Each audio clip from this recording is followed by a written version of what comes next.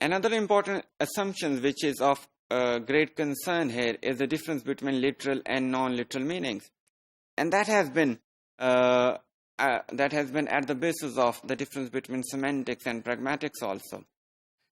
The distinction between literal and non-literal meaning is basically of a commonsensical nature. We do use meanings and words in the literal and non-literal senses quite regularly in our daily conversation, and we can point this out quite easily if we look at it a bit deeply. While interpreting a word, there can be two possible sources of its meaning. One is the literal one. Literal meanings convey the dictionary or conventional meanings, the meanings which are usually attributed with the words in their normal uses.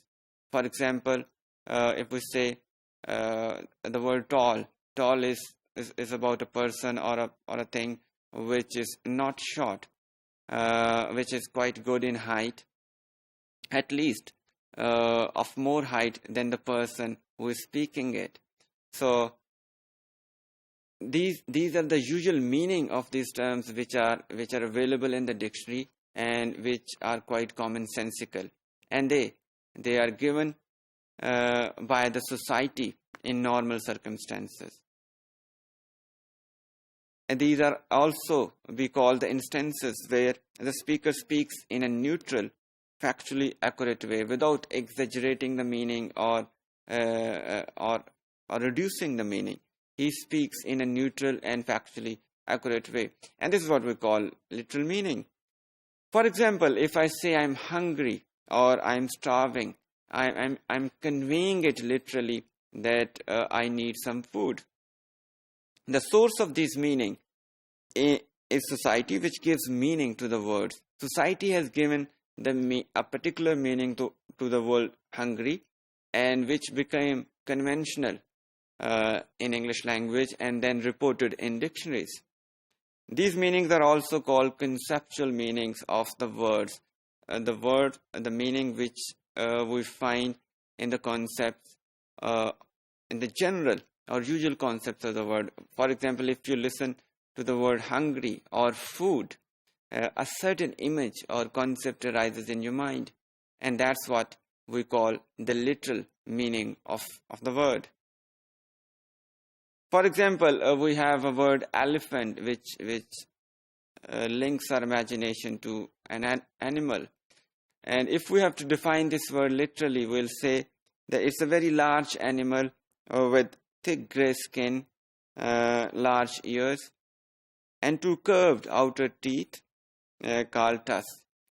This is the literal definition of element, but in general use, for example, for humorous reasons or for in a naughty mood, you might call some fat person an elephant, which definitely is not its use in the literal sense. The literal sense is usually its original or natural sense. Similarly, if we say I am a teacher and there is a cameraman sitting in front of me, so these are the words or sentences which are being used in their literal sense. Non-literal meanings are the instances where the speaker deliberately describes something in untrue or impossible terms in order to convey some extra or enhanced meanings which are beyond the normal uses of the words or the normal meanings of the words. For instance, if I say I could eat a horse, that actually means I'm very hungry and I need food immediately. So by saying that I can eat a horse or I can eat a goat, you cannot or you do not actually mean that you want to eat a complete goat or horse, but you just say that I'm very hungry and I need food immediately. So saying that I can eat a horse actually are the enhanced meaning of the statement I am hungry. Non-literal uses of language are traditionally called figurative uses also. and are described by a host of rhetorical terms, for example, metaphor, irony, metonymy, etc. All these figures of speech are used to enhance the meaning in written or spoken text. These are associated meaning of the words, or we can call them symbolic or figurative meaning. To Lakoff, there is no such principal distinction between the literal and non-literal meaning, because we, as I said earlier, we use them so repeatedly and so regularly, we exchange them with each other, that in a daily conversations, most of the time it becomes difficult to distinguish between them. Metaphors are also an integral part of human categorization, a basic way of organizing our thoughts about the world.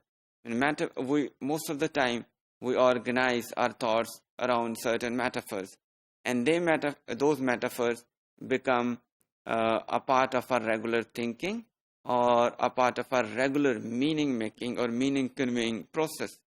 Therefore, on many occasions, it becomes very difficult to distinguish between literal and non-literal meanings.